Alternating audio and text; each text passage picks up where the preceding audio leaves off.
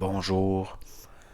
Encore une fois, il a été porté à mon attention une autre personne qui exerce, là, entre guillemets, une parole. Puis c'est bien malgré moi que j'ai pris connaissance de ça encore. On voit certaines choses qui reviennent, comme la marée. Beaucoup de termes comme les archontes encore. Ce sont de vieux termes qui nous viennent du gnosticisme et de certaines formes de manichéisme.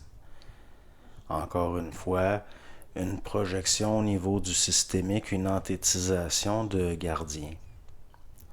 Or, ces choses sont effectives car beaucoup de gens y croient, entre autres. Et puis, émêlé à ça, des images encore qui sont liées à la science-fiction. Beaucoup la fiction, beaucoup d'images pour créer une impression et ça va souvent dans les méandres de la science-fiction, de ce qui est à la mode.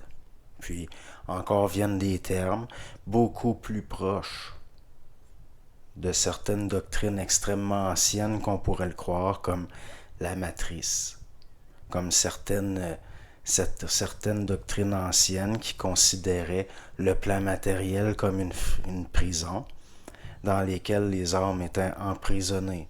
Ensuite, il y avait des plans où des gardiens au niveau des 7 planètes, par exemple, dans certaines sphères, empêchaient les âmes de s'échapper et étaient forcés de rechuter pour se réincarner.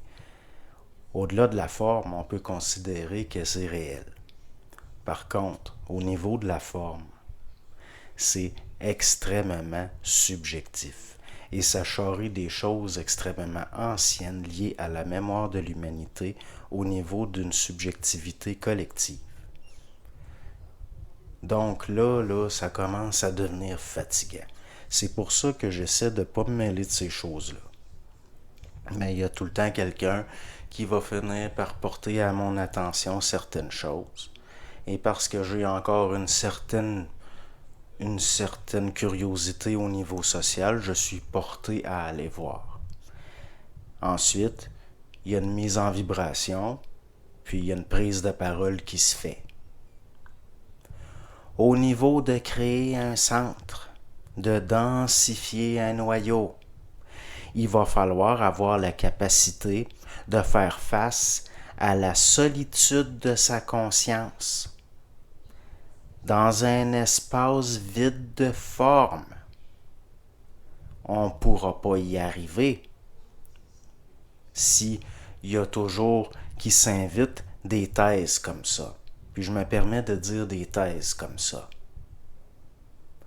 Il y a là beaucoup de projections, notamment par rapport à des choses refoulées. C'est certain que ça pogne, parce que c'est des choses qui font notre affaire. C'est des choses qu'inconsciemment, on ne peut pas faire autrement d'une certaine façon au niveau de l'ego, de ses insécurités, d'adhérer à ça. Parce que l'ego va vouloir se persuader qu'il détient une science qui dépasse la réalité de l'entendement commun. Alors que ça commence ailleurs, dans le vide, froid, d'un être qui est capable de faire face à sa propre solitude en tant que conscience. La seule certitude que nous devons avoir, c'est la certitude de notre conscience. Donc, à ce niveau-là, il y a émission d'un espace vide, froid et dur. Pourquoi? Parce que l'être humain est en formation. C'est pareil pour l'individu. Si le collectif est transitif, l'individu est en transmutation, si je puis dire. Mais pour ça, il faut qu'il se densifie, qu'il se solidifie, qu'il y ait une certaine absence de peur, mais aussi une certaine absence d'attente par rapport à des formes.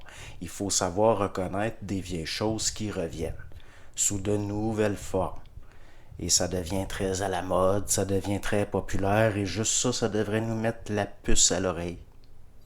Il n'y a rien qui me fait plus plaisir que de voir que je reste encore dans l'ombre et que je ne serai jamais populaire. Car ça, c'est un indicateur pour moi d'une certaine qualité de mon auditoire. Donc, s'il n'y a pas possibilité de faire face d'abord au vide au niveau des formes, au vide au niveau des certitudes de l'ego qui cherche à se conforter ou qui cherche à se justifier dans ses projections, il n'y aura pas le début d'une individualité réelle. C'est impossible. Et pour que la lumière soit, si on peut dire, il faut être capable de faire face à la nuit, au vide. Et il n'y a rien de plus difficile, il n'y a rien de plus pesant, il n'y a rien de plus dur que d'avoir à faire face au fait qu'en dehors d'un savoir pré-personnel qui transcende l'ego, au fond, nous ne pouvons avoir aucune autre certitude que celle de notre conscience. Et au début, on devient comme un petit être au milieu de l'infinité, de l'immensité cosmique. Oui, c'est difficile, oui, c'est lourd, mais il reste que c'est nécessaire. C'est une phase nécessaire. Et de faire attention à tout ce qui pourrait faire trop notre affaire. Si ça fait trop notre affaire, il y a fort probablement que ce n'est pas réel. C'est pas normal que l'ego se conforte. C'est pas normal que l'ego, encore aujourd'hui, soit dans l'excuse de son inconscience en la justifiant par la science de la conscience. Il y a là quelque chose de très difficile. Très difficile, c'est très subtil. Mais les histoires d'archontes qui auraient autorité sur l'homme, et puis il va falloir un jour se rendre compte que c'est une illusion. Que tout ça, ça ne peut pas faire autrement que d'être de l'illusion, c'est encore de la spiritualité. C'est encore de la spiritualité, c'est extrêmement naïf, donc dangereux. Au niveau d'une conscience qui se densifie, d'une individualité qui devient de plus en plus dense, de plus en plus réelle. Un point d'appui pour l'esprit. L'esprit va descendre à travers le vide. Donc pour ça, il va falloir être dans la froideur d'un mental qui est capable d'assumer le vide de forme. Dès que ça charrie trop de formes, dès que ça charrie trop d'images, dès que on voit le rappel d'anciennes doctrines qui reviennent à la mode, on devrait avoir la puce à l'oreille et s'en rendre compte. Donc c'est ce que j'avais à dire. Merci.